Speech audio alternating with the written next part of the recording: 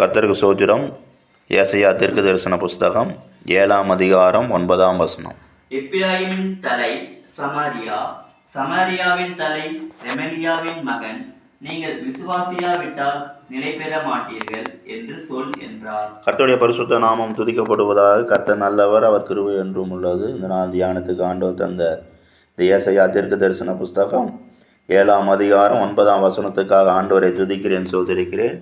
இதில் இந்த ஏசாயா தீர்க்கதரிசி இந்த வசனத்தில் இப்படியாக சொல்லுகிறார். எப்பிராயீமின் தலை சமாரியா, சமாரியாவின் தலை ரெமலியாவின் மகன் என்று சொல்லிவிட்டு அவர்களை பார்த்து சொல்லுகிறார், நீங்கள் விசுவாசியாவிட்டால் நிலை பெற மாட்டீர்கள் என்று சொல்லி. அப்போ தேவன் என்ன பண்ணுறாரு? பழைய ஏற்பாட்டு காலத்தில் உள்ள ஜனங்களிடத்திலும் அவர் என்ன பண்ணுறார்? விசுவாசத்தை எதிர்பார்த்திருக்கிறார்.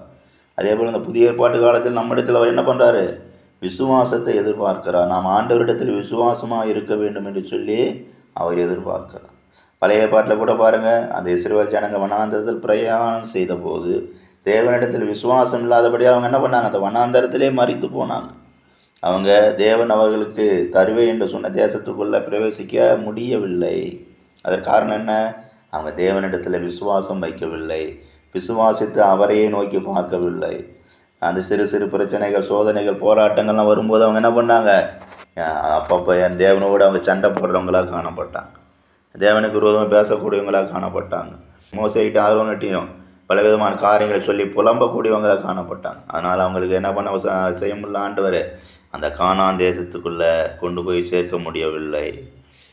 இந்த புதிய ஏற்பாட்டு காலத்தில் நாம் கூட ஆண்டவரிடத்தில் விசுவாசம் உள்ளவங்களாக காணப்போம். இங்கே சொல்லப்பட்ட வசனத்திலேயும் சொல்லப்பட்டிருக்கிறது, நீங்கள் விசுவாசிக்காவிட்டால் நிலை பெற மாட்டீர்கள். அப்போ இந்த கடைசி நாட்கள் கூட நாம் ஆண்டவரிடத்தில் விசுவாசம் உள்ளவங்களாக இருக்க வேண்டும். விசுவாசத்தில் நாம் ஜீவிக்கும் போது ஆண்டவர் என்ன பண்ணுவார்? நம்மை நிலைப்படுத்துவார். அப்போ அந்த விசுவாச ஜீவியம் நம்ம ஒவ்வொரு வாழ்க்கையிலும் ஆண்டவர் அதிகமாக எதிர்பார்த்து நம்ம ஒவ்வொரு நாளும் நடத்தக்கூடியவராகவே இருக்கிறார். அப்போ விசுவாசிக்கிறவனுக்கு எல்லாம் கூடும் என்று சொல்லி எழுதப்பட்டிருக்கு.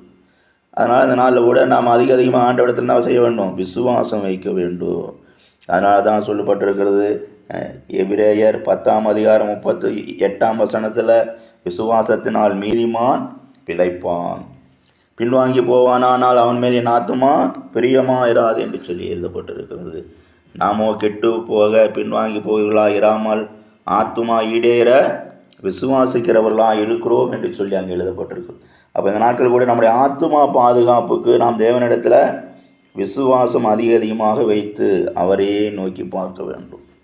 அப்போ இந்த நாட்கள் கூட நாம் அப்படியாக விசுவாசத்தினால நாம் தேவனிடத்தில் தேவனையே நோக்கி பார்க்கும்போது ஆண்டவர் என்ன பண்ணுறாரு? நம்முடைய விசுவாசத்தை கனப்படுத்தி நமக்கு ஒவ்வொரு நாள் நம்ம நடத்த வேண்டிய பாதையில் அவர் நடத்தி கொண்டே இருக்கிறார், நம்மை பலப்படுத்தி கொண்டே இருக்கிறார்.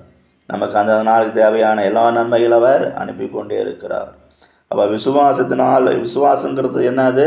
நம்பப்படுகிறவைகளின் உறுதியும் காணப்படாதவைகளின் நிச்சயமாக இருக்கிறது என்று சொல்லி எபிரேயர் 11ஆம் அதிகாரம் 1 வசனத்தில் வாசிக்கும். அப்போ இந்த வசனத்தின் பிரகாரம் நாம் கூட விசுவாசத்தை நாம் காத்து கொள்ள வேண்டும். தேவன் நமக்கு தந்த விசுவாசத்தில் நாம் பெரிதான பலனடைந்தவர்களாக ஒவ்வொரு நாளும் அவருக்கு பின்னே நடக்க வேண்டும். விசுவாசத்தினால் நிறைந்து நாம் கிரியைகளே செய்ய வேண்டும். இப்படி காணப்படும் போது நிச்சயமாக ஆண்டவர் என்ன பண்ணுவார்? நம்மளை நிலைப்படுத்துவார். அந்த ஜனங்களை அந்த வசனத்தில் நாம் வாசித்துவோம், நீங்கள் நிலை பெற மாட்டீர்கள் என்று சொல்லி நாம் அங்கே வாசித்தோம். ஏன் அப்படி சொன்னார்? அவங்களுக்குள்ள விசுவாசம் இல்லாதனால அவங்கள பார்த்து அப்படி சொல்லக்கூடியவராக காணப்பட்டார். அப்போ இந்த நாட்கள் கூட விசுவாசத்தில் நாம் பலன் அடைந்தவர்களாக தேவனுடைய பெரிதான கிருபைகளை பெற்றுக்கொள்ள நாம் விரும்ப வேண்டும். இப்போ விசுவாசத்தில் நாம் நிலைத்து நிற்கணும். விசுவாசம் நிலைத்து நிற்கும்போது மாத்திரமே தேவன் நம்மோடு கூட இருந்து நம்மையும் பலப்படுத்துவார், நம்முடைய விசுவாசத்தையும் கனப்படுத்துவார். வரக்கூடிய நாட்களில் அவருக்கென்று நாம் பெரிதான கிரியைகளை செய்து அவர் நாமத்தை உயர்த்த முடியும். கர்த்தர் தாமே இந்த வசனங்களால் நம்மை ஆசீர்வதிப்பாராக. ஆமேன்.